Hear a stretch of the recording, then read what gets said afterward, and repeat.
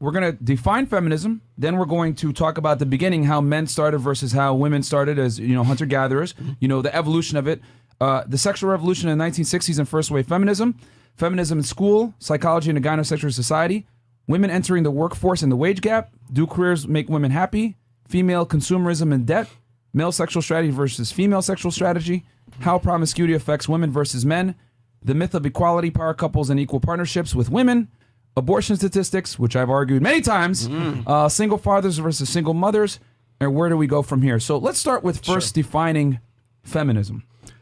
Oh, boy. Okay. So you have to go back to the foggy days of 1848 in the United States here in Seneca Falls, New York. And this was where they had what was really the first convention. It was only 300 people at this convention. And I can't remember the actual name of the convention itself, but in Seneca Falls, I think maybe it was called the Seneca Falls Convention. And it's where the suffragettes, what would become the suffragettes, got together and says, here's what we're going to do. Here's what we want. And when do we want it now? And remember, there was, I believe it was something like 200 men and only 100 women were at this thing. And at that convention in 1848, they got together and decided they were going to create what was called a list of grievances and something else. I can't remember the actual title of it itself. But anyways, so when people ask me like, well, what about feminism? What about feminism? Now, you guys were talking about this just recently, and I actually talked about this about a month ago because I was picking apart Candace Owens when she was talking about feminism. And so I did a deep dive into it on my own channel, like I said, almost about a month ago. And when we think of feminism, we think of Lena Dunham, right? We think of the purple hair, fuchsia hair girl, the girl with the armpit hairs, right? Or the girl who's carrying, what is it, a mattress girl, carrying her for sexual harassment and that kind of stuff. So when we think of feminism, we tend to think of feminists as being like liberal, progressive leftists right now. And for the most part, that is actually true. But what my argument has always been is that everyone everyone in this room right now, if you were born after, say, 1964 or so, you have had feminism in some way influence the way that you think.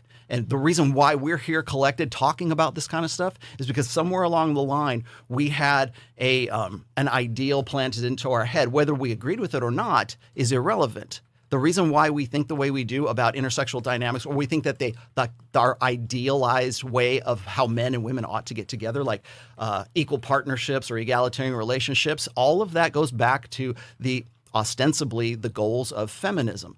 And so every time the girls come on here for the after hours show, it's always, well, I think we ought to be equal and stuff. What I want to know is, where did those girls get that idea? Where did you get the idea that it was good for you to be like men and women should be 50-50 and we should have an egalitarian relationship and everything will be good? And we know for a fact that when there is a dominant and there is a sub in a human relationship, and I don't care if it's heterosexual or homosexual, there's always a top, there's always a bottom, there's always a dom, there's always a sub. Whether it's in a marriage, whether it's in an interpersonal relationship, whether even when you have to have a hierarchy of responsibility in the military, in business, you have a supervisor and everything else. There's always a dominant personality, and there's also always a quote unquote submissive personality as well. That's how human relationships work. They are not egalitarian. And so that has been ostensibly the purpose of feminism for a very long time. And so you get down to the idea of what is equality and what is not equality. When women back in the 1848, when they were doing they're coming up with the list of grievances and everything, feminism back then is really the same feminism that we have today. So when people ask me about, well, what do you think about third wave feminism? What do you think about second wave feminism? What do you think about first wave feminism? There are no waves of feminism. It is the same movement that has been since 1848. The only difference is this. People want to say that that first wave feminism, well, didn't they? Because I always looked at it first wave, second wave, third wave. Well, that's because from a historical perspective, that's how usually people look at it. But when we refer to it as, well, second wave feminism or militant feminism, that's bad. But first wave feminism was good. Well, why? Why would you think that? Do you have any understanding of the history of the suffragettes? Do you have any understanding of the history of feminism? Okay.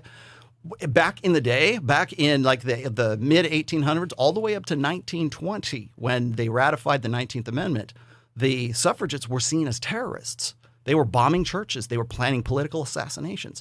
They were they're very white supremacist back then. And there's so much that was going on with that movement that if we were to take those women today and put them in today's society, they'd be part of Antifa right now. And we wouldn't think twice about like associating them with them. So when people tell me, oh, those are the good feminists and these are the bad feminists, it's like, no, there is only feminists. It has only ever been a supremacism movement, and it is a gender supremacism movement. Feminism is a unbalanced way of organizing society.